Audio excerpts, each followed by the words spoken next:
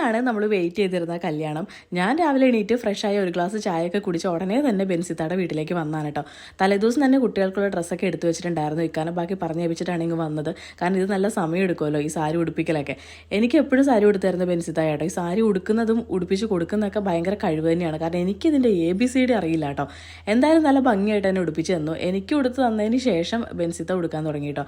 ആ ഒരു ടൈം കൊണ്ട് ഞാൻ എൻ്റെ മേക്കപ്പും കാര്യങ്ങളൊക്കെ കഴിഞ്ഞ് എല്ലാം സെറ്റായി. പിന്നെ ബെൻസിത്ത ഒരുങ്ങുന്ന സമയം കൊണ്ട് ഞാൻ പോയിട്ട് എൻ്റെ 1-2 ഫോട്ടോസും ക്ലിപ്പിങ്സും കാര്യങ്ങളൊക്കെ എടുത്തു വെച്ചു കേട്ടോ. എപ്പോഴേലും വീഡിയോ ഒക്കെ ചെയ്തിടണമെങ്കിൽ നല്ലതാണല്ലോ എന്ന് വിചാരിച്ചിട്ട്. അങ്ങനെ അതെല്ലാം കഴിഞ്ഞപ്പോഴേക്കും ഇത്തായി റെഡി ആയിട്ട് വന്നു. ഞങ്ങൾക്കൊരു വീഡിയോ ചെയ്യാനുണ്ടായിരുന്നു. അതിൻ്റെ ഫസ്റ്റ് പാർട്ട് ഞങ്ങൾ കഴിഞ്ഞ ദിവസം എടുത്തു വെച്ചിട്ടുണ്ടായിരുന്നു. അപ്പോൾ അതിൻ്റെ ബാക്കിയും കൂടെ നമ്മളൊന്ന് ഷൂട്ട് ചെയ്തു.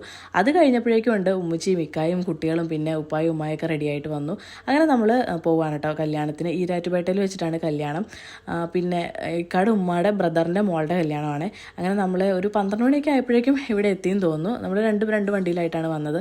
ഈ ഒരു ഓഡിറ്റോറിയത്തിൽ വെച്ചിട്ടായിരുന്നു കേട്ടോ കല്യാണം. അങ്ങനെ നമ്മൾ വെള്ളമൊക്കെ കുടിച്ച് അകത്ത് കയറി. സ്ഥിരമായിട്ട് അങ്ങനെ സാരി ഉടുക്കുന്ന ആൾക്കാരൊന്നുമല്ല. അപ്പോൾ എനിക്ക് അതിൻ്റെ കുറച്ചൊരു അൺകംഫർട്ടബിൾ ഫീൽ ഉണ്ടായിരുന്നു. പിന്നെ അതങ്ങ് മാറി കേട്ടോ.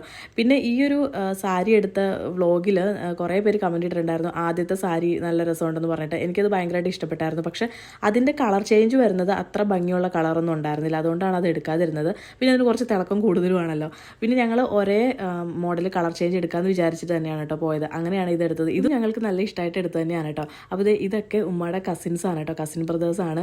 സത്യത്തിൽ ഉമ്മ ഇവരൊക്കെ കാണുന്നത് 35-40 വർഷങ്ങൾക്ക് ശേഷമാണ്. 10-15 വയസ്സൊക്കെ ഉള്ളപ്പോൾ കണ്ടതാണ് കേട്ടോ. പിന്നീട് കല്യാണമൊക്കെ കഴിഞ്ഞ് ഇവർ കാസർഗോഡേക്ക് പോയല്ലോ. പിന്നെ ഫോണും കാര്യങ്ങളൊന്നും ആ ഒരു ടൈമിലൊന്നും ഉണ്ടായിരുന്നില്ല. അതുകൊണ്ട് കാണുന്നതും അതുപോലെ കോൺടാക്ട് ചെയ്യുന്നതും ഒന്നും ഉണ്ടായിരുന്നില്ല.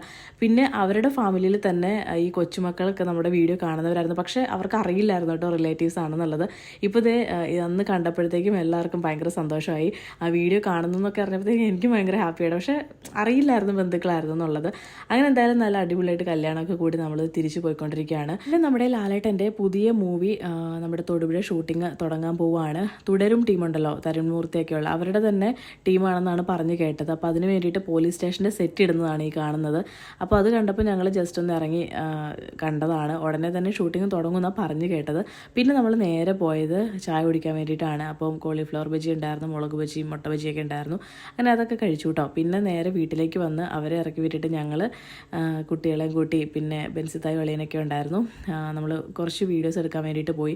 എന്തായാലും സാരി കൊടുത്താണല്ലോ, അതിനെ മാക്സിമം മുതലാക്കണമല്ലോ എന്ന് വിചാരിച്ചിട്ടാണ്. പക്ഷേ ആ സമയമൊക്കെ ആയപ്പോഴത്തേക്കും മേക്കപ്പൊക്കെ കംപ്ലീറ്റ് പോയിട്ടുണ്ടായിരുന്നു.